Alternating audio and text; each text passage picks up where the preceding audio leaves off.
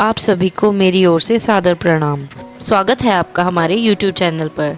जैसा कि हम जानते ही हैं कि सावन का महीना चल रहा है। आज सावन सोमवार का छठा दिन है, इसलिए आज हम अपनी वीडियो में करेंगे सावन महात्म्य का छठा अध्याय। तो आइए शुरू करते हैं। सोमवार की व्रत कथा।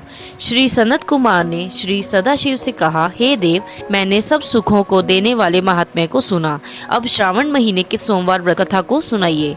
भगवान श्री सदाशिव ने श्री सनत कुमार जी से कहा, हे सनत कुमार, रवि मेरी आँख है, उनका महात्म्य भी हर्ष का कारण है।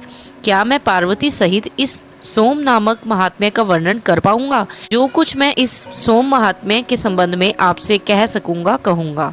सोम नाम चंद्रमा का है। सोम ब्राह्मणों के राजा हैं। यज्ञ साधन सोमलता का नाम है। अब तुम ध्यान करके इन नामों के कारण को सुनो। यह सोमवार मेरा स्वरूप है, इसलिए इसको सोम नाम से पुकारा जाता है।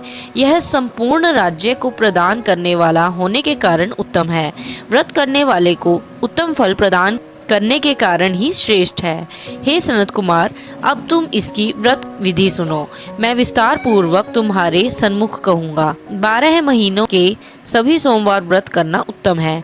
यदि कोई 12 महीनों के व्रत न कर सके तो श्रावण मास के 4 या 5 या 8 सोमवार व्रतों को करे। इस मास में केवल एक सोमवार का व्रत करने से 1 वर्ष के सभी व्रतों के फल का भागी हो जाता है।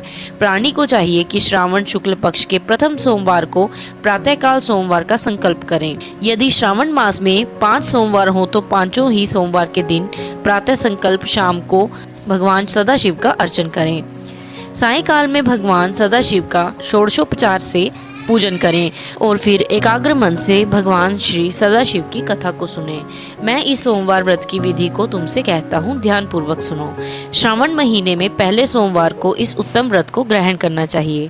स्नान आदि करके हर प्रकार से शुद्ध होकर श्वेत वस्त्र धारण करने चाहिए। काम, क्रोध, अहंकार, द्वेष, चुगलखोरी आदि का प्रयोग करने से बचना चाहिए। मालती, मल्लिका आदि श्वेत पुष्पों तथा नाना पुष्पों से तथा अभीष्ट उपचारों से मूल मंत्र ओम नमः शिवाय या त्र्यंबकम यजामहे मंत्र से अर्चन करना चाहिए और हाथ जोड़कर कहना चाहिए, सर्वनाशन महादेव का मैं ध्यान करता हूँ। उम्रनाथ भव शशि मौली का ध्यान करता हूँ। इसी प्रकार देवेश का मनोहर उपचारों से अर्चन करना चाहिए। अपने धन के अनुसार इस व्रत को जो करता है उसके पुण्य फल को सुनो। सोमवार के दिन पार्वती के सहित भगवान सदाशिव को अर्चन जो करते हैं वह प्राणी पुनरावृत्ति रहित दुर्लभ लोक प्राप्त करते हैं। इस मास में नक्त व्रत के पुण्य को संक्षेप में कहूँगा। देव तथा दानवों से 7 जन्म के वेद जो पाप हैं वह नक्त भोजन से नष्ट हो जाते हैं। इसमें संशय की रत्ती भर भी गुंजाइश नहीं है। इस उत्तम व्रत को उपवास द्वारा करना चाहिए। इस व्रत के करने से पुत्र की इच्छा वाले को पुत्र की प्राप्ति तथा धन की इच्छा वाले को धन की प्राप्ति होती है और वह इस लोक में सभी भोगों को भोग कर अंत में उत्तम विमान द्वारा रुद्र लोक को जाता है और वहां जाकर भी पूजनीय हो जाता है। इस संसार को असार जानकर मन, धन और जीवन को चलायमान जानकर प्रयत्न से व्रतोद्यापन करना चाहिए। धन को, लोभ को या मोह को त्याग करें। अपनी शक्ति के अनुसार भगवान श्री सदाशिव और श्री पार्वती जी की वृषभ पर स्थित सोने की प्रतिमा बनानी चाहिए। सुंदर लिंग तो भद्र मंडल बनाकर उस पर घट स्थापन करना चाहिए। घड़े के मुख पर तांबे अथवा कांसे का पात्र रखकर उसके ऊपर पार्वती सहित भगवान श्री सदाशिव की प्रतिमा को रखना चाहिए। श्रुति, स्मृति तथा पौराणिक मंत्रों द्वारा भगवान श्री सदाशिव का अर्चन करना चाहिए। पुष्प का मंडल बनाकर उसके ऊपर एक रमणीक चंदोवा बांध देना चाहिए। रात को गीत तथा वाद्यों द्वारा जागरण करना चाहिए। अपने गृह सूत्र विधान द्वारा बुद्धिमान को अग्नि का स्थापन करना चाहिए। सर्व भवनाशन आदि एकादश नामों द्वारा हवन करना चाहिए। घी, तिल तथा बेलपत्र का षडाक्षर मंत्र से हवन करना चाहिए। आचार्य का पूजन अर्चन कर आचार्य को गोदान में देनी चाहिए। 11 विधान ब्राह्मणों को भोजन कराना चाहिए। पूजा करने के बाद प्रधान देव तथा देव पर चढ़ी सामग्री आचार्य को दे देनी चाहिए।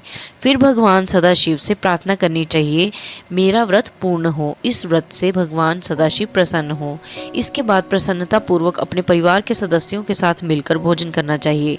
जो इस विधान द्वारा इस व्रत को करता है वह जिस वस्तु की इच्छा करता है वह उसे प्राप्त हो जाती है। इस लोक में बहुत समय रहकर अपने इष्ट भोगों और पदार्थों को भोग कर अंत में उत्तम विमान द्वारा शिवलोक में जाकर पूजित हो जाता है। इस सोमवार व्रत को पहले भगवान श्री कृष्ण जी ने किया था, इसके पश्चात उत्तम राजाओं और धर्मात्माओं ने किया। सोमवार व्रत के महात्म्य को जो सुनेगा वह भी इस व्रत के फल का भागी होगा। तो यह था सावन महात्म्य का 6वां अध्याय। अगर आपको यह वीडियो पसंद आई हो तो प्लीज़ इस वीडियो को लाइक कीजिए और ऐसी ही कथा, कहानियाँ और जानकारी प्राप्त करने के लिए हमारे चैनल को सब्सक्राइब कीजिए और कमेंट बॉक्स में ज़रूर लिखिए कि आपको वीडियो कैसी लगी है। धन्यवाद। ओम नमः शिवाय।